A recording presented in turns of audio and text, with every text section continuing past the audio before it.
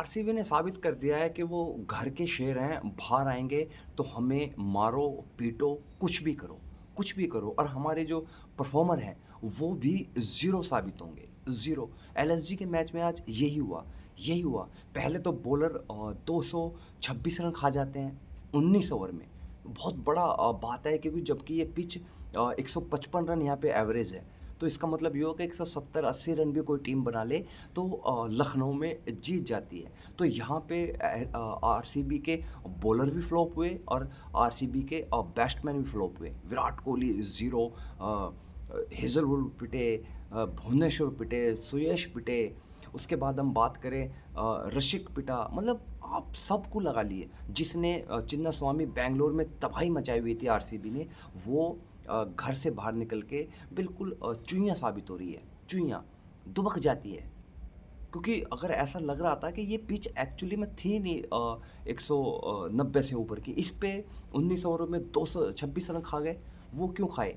क्योंकि टीम में over confidence आ गया है, ठीक है? रजत पाटीदार अब आई थिंक सही फैसले नहीं ले रहे और वहीं पे बात करें हम एलएसजी की, तो एलएसजी भी कैप्टन चल नहीं रहे एलएसजी के ऋषभ पंत, बट वो भी ब्लंडर कर रहे हैं। अगर आपने मैच देखा होगा तो जो लास्ट का ओवर 19वां था, क्योंकि ये मैच 19 ओवर का था, बारिश ने 2 ओवर खलल डाले, तो वो मैच उन्होंने दिग्वेश राठी को दे दिया 19वां ओवर, दिग्वेश राठी को। जबकि सामने खड़े थे शेफर्ड और कुणाल पांड्या।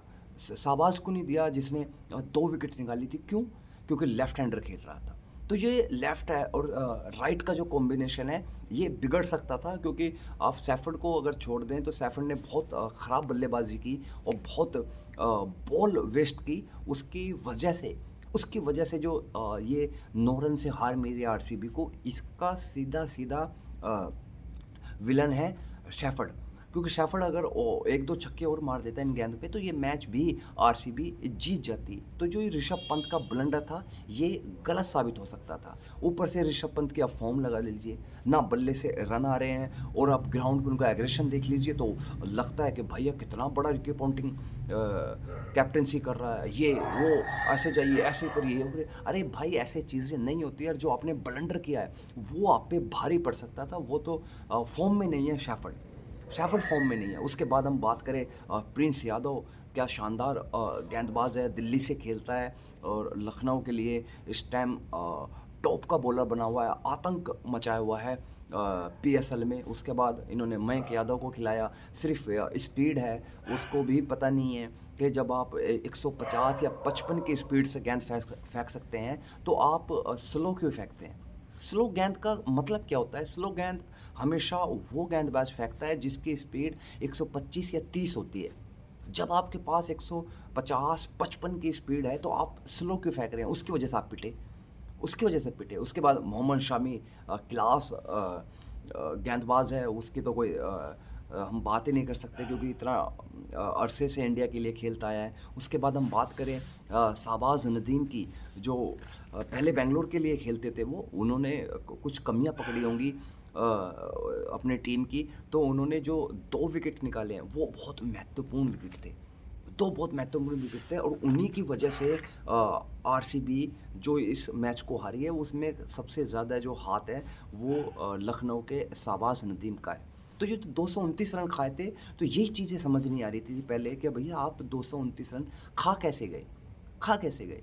जबकि आपके पास किंग विराट कोहली है, आपके पास वो इंग्लैंड का जैकब बैथल है जिसके लिए शोर मचा हुआ था। उसके बाद रजत पाटीदार तो इतने खतरनाक फॉर्म में है कि उनको तो आप किसी भी बॉलर को दे दें, किसी भी बॉलर को, वो उधेड़ फेंकेंगे। उसके बाद टिम डेविड बड़ा तगड़ा खेले। मैं सिर्फ आरसीबी से एक ही सवाल पूछना चाहता हूँ कि जितेश शर्मा जो हैं वो सिर्फ विकेट कीपरी करने के लिए आपने रखे हैं, बल्लेबाजी में उनका कोई योगदान नहीं है। आप उनको क्या ड्रेसिंग रूम से ये कह के भेजते हो कि भैया आपको सिर्फ और सिर्फ विकेट कीपरी करनी है, बल्लेबाजी नहीं करनी, क्योंकि वो एक्सपोज हो चुके हैं। आप उनको शॉर्ट बॉल फेंकें यहाँ से चेस्ट वाली, वो डेफिनेटली आपको कैच देखे जाएंगे क्योंकि उनकी जो टेक्निक है वो एक्सपोज हो चुकी है। सब बॉलर समझ चुके हैं कि इसको शरीर की तरफ आती हुई गेंद फेंको, ये डेफिनेटली कैच देगा, डेफिनेटली। और भैया इनके आप इंटरव्यू पढ़ें तो आप घबरा जाएंगे। घबरा जाएँगे अगर आप इनके इंटरव्यू सुन लेंगे कि मैं चाहता हूँ कि जल्दी से आरसीबी के बल्लेबाज आउट हो जाएँ, मेरी बारी आ जाए, फिर मैं दिखाऊँ कि मैं कैसा क्रिकेट खेलता हूँ। ये ऐसा क्रिकेट खेलता है भाई, ऐसा क्रिकेट खेलता है कि अभी तक इस बंदे ने 20 रन से ज़्यादा नहीं बनाए स्कोर, 20 रन से ज़्यादा है और बातें इनकी किसी भी पॉडकास्ट में सुन लें आप, तो बड़ी हैं। तो ये जो चीज़ें हैं, ये एक्सपोज़ हो जाती हैं क्योंकि सोशल मीडिया का ज़माना है, तो आप जब बोलें तो थोड़ा-सा समझ के बोलें, थोड़ा-सा सोच के बोलें क्योंकि आप कुछ भी अनाप-शनाप बोलोगे वो मीडिया में आ जाएगा और फिर आपको उसका सामना करना पड़ेगा। फिर आप बोलोगे कि भैया क्रिकेटर की कोई पर्सनल लाइफ़ नहीं होती, क्रिकेटर को कोई बकसता नहीं है। वो इसलिए नहीं बकसते क्योंकि आपकी बातें बड़ी होती हैं। आप सीखें विराट कोहली से, कभी भी उसने शतक के बाद ये नहीं बोला कि भाई मैं ये चाहता था, मैं भाई वो चाहता था। जब वो शतक मारता है तो बोलता है कि भैया मैं क्रिकेट पे मेहनत कर रहा हूँ, मैं क्रिकेट से प्यार करता हूँ इसलिए मैं शतक मार रहा हूँ। और आपकी बातें क्रिकेट से अलग ही चलती रहती हैं। उसके बाद हम बात करें कुणाल पांड्या, वो तो टॉप का ऑलराउंडर है ही। फिर तो जो आरसीबी की बॉलिंग थी वो आ जाती है और आरसीबी की बॉलिंग ने कुछ ख़ास कमाल कर नहीं रही है, ख़ास कमाल।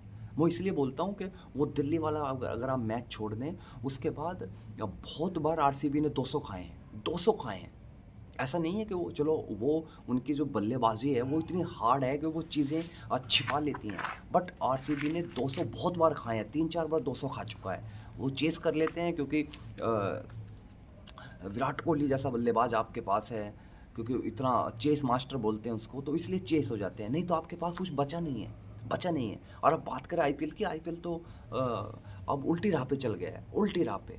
जो टीमें बॉटम पे लगी हुई थी, अब वो टॉप की टीमों को हरा रही हैं, ऊपर जाने की कोशिश कर रही हैं और जा भी सकती हैं क्योंकि अभी भी सबके पास 4-4 मैच बचे हैं, 4-4। तो अगर वो टॉप की टीमें ऐसे ही हारती रहेंगी तो ये बॉटम में आ जाएँगी और जो बॉटम वाली टीम है वो ऊपर चली जाएगी। तो आरसीबी को समझना चाहिए कि भैया जितेश शर्मा कोई ऑप्शन नहीं है।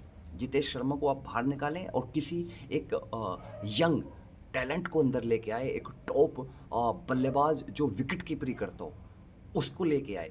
जो विकेट कीपरी करता हो और बल्लेबाज़ी करता हो, उसको मत लेके आए। जो बल्लेबाज़ी के साथ विकेट कीपरी करता हो, आप उसको लेके आएँ, ठीक है? उसके बाद बात करें एलएसजी की, तो एलएसजी को भी चलो आज तो जीत गई एलएसजी, बट अगर आपने उनके ओनर का चेहरा देखा होगा तो वो बहुत वो हाथ ही जोड़ के खड़े थे, उदास ही दिखते हैं हमेशा क्योंकि टीम का परफ़ॉर्मेंस ऐसी है नहीं। तो बहुत सारी चीज़ें एलएसजी को सुधारनी पड़ेगी, गेंदबाज़ी में भी और बल्लेबाज़ी में भी क्योंकि एडम मार्कर अब नहीं चल पा रहे। ओपनिंग जोड़ी ये 5वीं ओपनिंग जोड़ी थी जो 2026 के आईपीएल में एलएसजी ने अपनाई है। वो भी फ्लॉप ही माने आप, फ्लॉप, क्योंकि अगर उसमें से आप मिचेल मार्श के रन हटा दें तो कुलकर्णी साहब कुछ कर नहीं पाए। बच्चा है, मैं ज़्यादा क्रिटिसिज़्म करूँगा नहीं। बड़ा अंडर 90 खेल के आया हुआ है, बड़ा सॉलिड बल्लेबाज़ है। बट आपको ओ मतलब ओपनिंग जोड़ी का कुछ ना कुछ करना पड़ेगा भाई, कुछ ना कुछ करना पड़ेगा, नहीं तो ओपनिंग जोड़ी ऐसे नहीं चलने वाली। उसके बाद पूरन को भी आप एक ही मैच में छोड़ दें, उसके बाद फ्लॉप ही नज़र आ रहे हैं। तो क्या आप पूरन को सिर पे लेके जाएँगे या अपने घर के बच्चों की शादियों में नचवाएँगे? कि भैया आप रन नहीं बना रहे तो हमारे घर की शादियों में आके नाचें या हमारे घर की शादियों के बर्तन या वो टेंट जो होते हैं वो साफ़ करें, वो साफ़ करें। उसके बाद अब बात करें एडम मार्कर, इनकी भी ओपनिंग 1-2 बार चला, उसके बाद वो भी, तो अब वो भी क्या आप उसको सर्कस का शेर बना के रखोगे? कि भैया नाम तो है कि भैया शेर है हमारे पास, बट है तो सर्कस का। दिखाएगा तो वो जोकरपना ही। तो वो इस वक़्त ये बना हुआ है, क्या बोलते हैं, एडम मार्करम। उसके बाद ऋषभ पंत, वो भी मुझे ऐसा लग रहा है कि गाँव का मुखिया बना हुआ है इस वक़्त। जो गाँव के मुखिया होते हैं जिनकी बात कोई मानता नहीं है, बट वो अपने आप में ही एक अलग ऐतिहासिक आदमी बने हुए होते हैं क्योंकि वो गाँव के मुखिया हैं, करता कुछ नहीं है, कोई डेवलपमेंट नहीं, कोई विकास नहीं, बट मुखिया हैं गाँव के। तो ऐसे ही ऋषभ पंत है, अब कुछ नहीं कर रहे। उसके बाद हम बात करें नीचे, तो कोई आयुष बदोनी को आपने ट्राई किया, वो भी नहीं चल पाया, ठीक है। आज आपने बहुत सारी चेंजेस किए, बट शहबाज़ नदीम को जो ये अंदर लेके आए वो एक अच्छा फ़ैसला था, वो एक अच्छा फ़ैसला था। उसके अलावा ये ऋषभ पंत के सारे फ़ैसले गलत थे, सारे। मुझे तो ये लगता है कि जस्टिन लैंगर कर क्या रहे हैं एलएसजी के डगआउट में।